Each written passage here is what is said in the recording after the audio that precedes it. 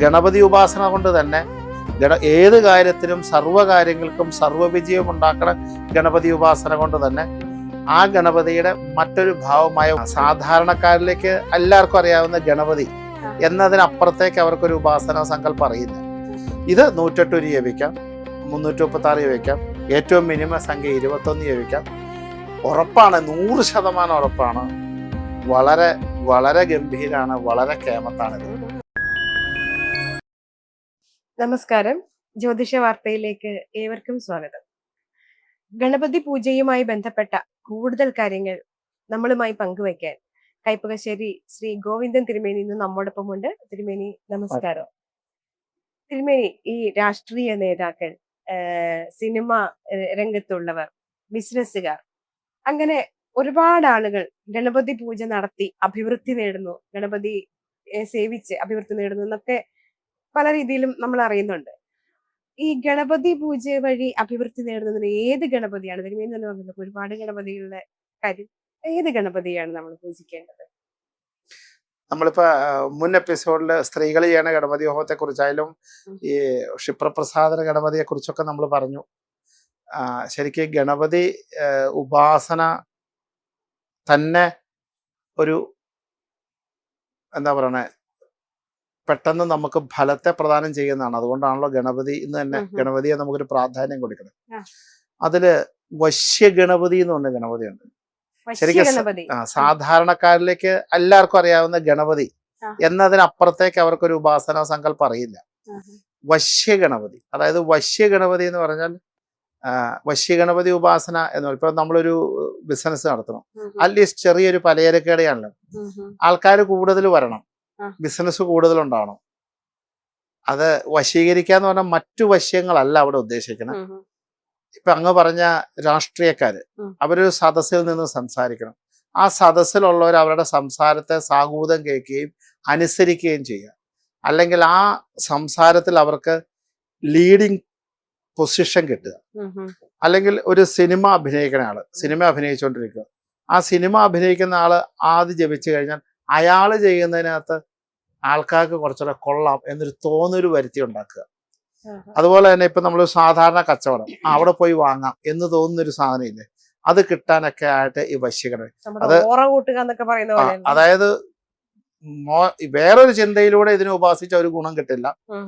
നമ്മൾക്ക് നിലവിൽ ചെയ്യുന്ന നമ്മുടെ വ്യാപാരത്തെ, നമ്മൾ ചെയ്യുന്ന പ്രൊഫഷനെ ആൾക്കാരിൽ അംഗീകരിപ്പിക്കപ്പെടുക എന്നുള്ളത് മാത്രമാണ് ഈ വശ്യഗണപതി എന്നുള്ള ഉപാസന ഉണ്ട്. വശ്യഗണപതി ഉപാസന ചെയ്യുന്നത്, ജപിക്കുന്നത് അത് ആർക്കും ചെയ്യാം. അതായത് ശരിക്കും പറഞ്ഞാൽ വിദ്യാർത്ഥികൾ ഒഴിച്ചു ബാക്കിയുള്ളവർക്കൊക്കെ, വിദ്യാർത്ഥികൾക്ക് വശ്യഗണപതി അല്ല വേണ്ട, സാധാരണ ഗണപതി തന്നെയാണ്. ബാക്കി അവർക്ക് പ്രത്യേക മന്ത്രമാണോ? അതെ, അത് മന്ത്രം ഞാൻ പറഞ്ഞു തരാം, മന്ത്രം പറഞ്ഞു തരാം. ആ ജപത്തിലൂടെ ജോലി ചെയ്യുന്ന ആളാണ്. ഇപ്പൊ ഒരു ഓഫീസിൽ ജോലി ചെയ്യുന്നു, ആ ഓഫീസിൽ വലിയ തലവേദന, നമുക്ക് വലിയ പ്രശ്നങ്ങളൊന്നും ഉണ്ടാകാതെ മേലധികാരികളിലൊക്കെ നല്ല അനുമോദനങ്ങളൊക്കെ മേടിച്ച് നന്നായി ജോലി ചെയ്യണം. അതൊരു ഭാഗ്യം വേണ്ടേ? അതിനും നമുക്കൊരു ഓറ വേണം. നമ്മളൊരു മാർക്കറ്റിങ്ങിന് പോകുന്നു, ആ മാർക്കറ്റിംഗ് സ്ഥലത്ത് ആ സാധനം വിജയിക്കണം, അതിന് നമുക്കൊരു ഓറ വേണം. നമ്മളൊരു വാഹനവുമായി ഇപ്പൊ ഒരു വണ്ടി ഓടിക്കുന്ന ആളാണ്, നമ്മുടെ വണ്ടിക്ക് ഓട്ടം കിട്ടണം, അതിനും നമുക്കൊരു ശക്തി വേണം. നമ്മൾ ചെയ്യുന്ന പ്രവൃത്തികളിലെ കാര്യവിജയത്തിന് ഉപയോഗിക്കുന്നതാണ് വശ്യഗണപതി. അത് പബ്ലിക്കിനെ ഫേസ് ചെയ്യുന്ന ആൾക്കാരാകുമ്പം അതിശക്തമായിട്ട് അവർക്കത് പ്രയോജനം. അല്ല, ഇത് വശീകരണ മന്ത്രമല്ല. അതുകൊണ്ട് ഞാൻ പറഞ്ഞ, ഇത് മറ്റൊരു ദുര്യോപകത്തിലേക്ക് കടന്നില്ല. വശീകരണ മന്ത്രങ്ങൾ ഇഷ്ടം പോലെയുണ്ട്. വശീകരണം എന്ന് പറയുന്ന വാക്ക് തന്നെ ശരിക്കും പറഞ്ഞാല് ഒരു കണക്കിന് തെറ്റാണ്. കാരണം വശീകരണം എന്ന് വെച്ചാൽ ഇത് ജപിച്ചത് കൊണ്ട് മാത്രം വശീകരണം ഉണ്ടാവുമെന്ന് ആരെങ്കിലും ധരിക്കുന്നുണ്ടെങ്കിൽ, അതൊക്കെ ഞാനിങ്ങനെ ഇഷ്ടം പോലെ യൂട്യൂബിൽ ഇത് ജപിച്ചോളൂ, 10 ദിവസം കൊണ്ട് ഇന്നയാള് വശീകരിക്കും, ശത്രു ഇതൊന്നും നടക്കാൻ പോണില്ല, ഒന്നും നടക്കില്ല. അങ്ങനെ അതൊക്കെ അതിന്റെ രീതികളുണ്ട്. ഇത് ഗണപതി ഉപാസന കൊണ്ട് തന്നെ ഏത് കാര്യത്തിനും സർവ്വകാര്യങ്ങൾക്കും സർവ്വവിജയം ഉണ്ടാക്കണ ഗണപതി ഉപാസന കൊണ്ട് തന്നെ ആ ഗണപതിയുടെ മറ്റൊരു ഭാവമായ വശ്യഗണപതി ജപിച്ച് നമ്മൾ ചെയ്യുന്ന പ്രവൃത്തിക്ക് പൂർണ്ണതയിലേക്ക്, ഉത്തരോത്തര അഭിവൃദ്ധിയിലേക്ക്, അല്ലെങ്കിൽ ഉത്തരോത്തര നല്ല പൊസിഷനിലേക്ക്, അല്ലെങ്കിൽ നല്ലൊരു ഐശ്വര്യത്തിലേക്ക് അയാളെ എത്തിക്കുക എന്ന് മാത്രമാണ് ഇതുകൊണ്ട് ഉദ്ദേശിക്കുന്നത്.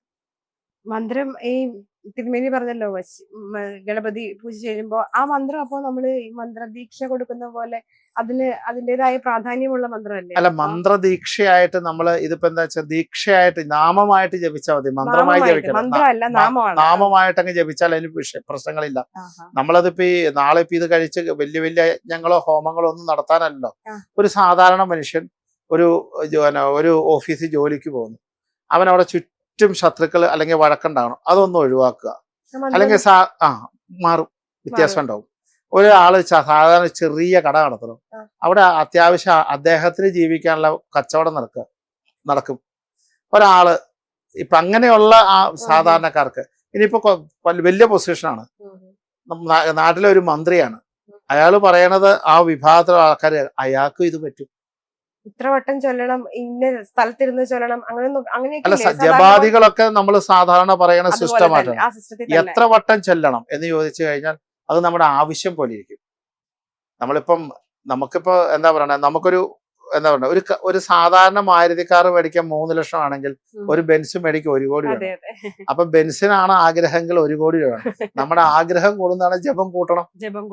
നമ്മൾ ആ ചെയ്യുന്ന പ്രവൃത്തി അനുസരിച്ചാണ് ഇതിന്റെ മന്ത്രജപം വേണ്ടത്. എത്ര അക്ഷരം എത്ര പ്രാവശ്യം വേണം എന്നുള്ളത് നമ്മുടെ തീരുമാനമാണ്. 108 തൊട്ട് 336, 1008 എത്ര. പക്ഷെ ജപിക്കുന്ന എന്താണോ അത് സ്ഥിരമായി അതേ സംഖ്യയിൽ തന്നെ പോകുക. കാരണം വെച്ച് കഴിഞ്ഞാൽ ഒരു ദിവസം 108 അങ്ങനെ ജപിക്കുന്നതാണ് അതിന്റെ ഒരു അത് ജപിച്ചില്ല എന്ന് വെച്ചാൽ ഒരു ദോഷവും ഇല്ല. പക്ഷെ ഇന്നിപ്പോ 100 ചോദിച്ചു, നാളെ 10 ചോദിച്ചു, പിറ്റേ ദിവസം 25 ചോദിച്ചു, അങ്ങനെയല്ല. ഇപ്പൊ 36 മിനിമം സംഖ്യ, 36 ആണെങ്കിൽ 36 ചോദിച്ചോ, അല്ല 44 ആണോ 44 ഡെയിലി ചോദിക്കാം, ഇല്ല 108 ആണോ 108 ചോദിക്കാം, രാവിലെ വൈകുന്നേരം 108 ആണോ അങ്ങനെ ചോദിക്കാം. അതാ എന്താണോ വേണ്ടത് അത് ചെയ്യുക. ഒരു നിയമത്തിൽ ക്രിയ ചെയ്യുമ്പോഴാണ് അത് അനുകൂലമാകുന്നത്. മന്ത്രം ഞാൻ പറഞ്ഞുതരാം, ഇതിന്റെ നാമം ഞാൻ പറഞ്ഞുതരാം. ആ നാമം ആ ഭഗവാനെ നിങ്ങൾ മറ്റൊരു സങ്കല്പം വേണ്ട, സാധാരണ ഗണപതി ഓർത്ത് തന്നെ ജപിക്കാം.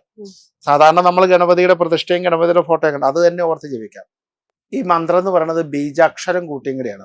ഈ വശ്യ ഗണപതിയുടെ ബീജ, അതുകൊണ്ടാണ് അതിന് വശ്യം എന്ന് പറയുന്നത്. ശരിക്ക് ഹ്രീം ഗം ഹ്രീം വശമാനയ സ്വാഹ, അത്രേ ഉള്ളൂ. ഹ്രീം ഗം ഹ്രീം വശമാനയ സ്വാഹ. അതെന്താ കാരണം എന്ന് വെച്ച് കഴിഞ്ഞാൽ 2 ബീജാക്ഷരം ഇടയ്ക്ക് വരുന്നുണ്ട് ഗണപതിയുടെ.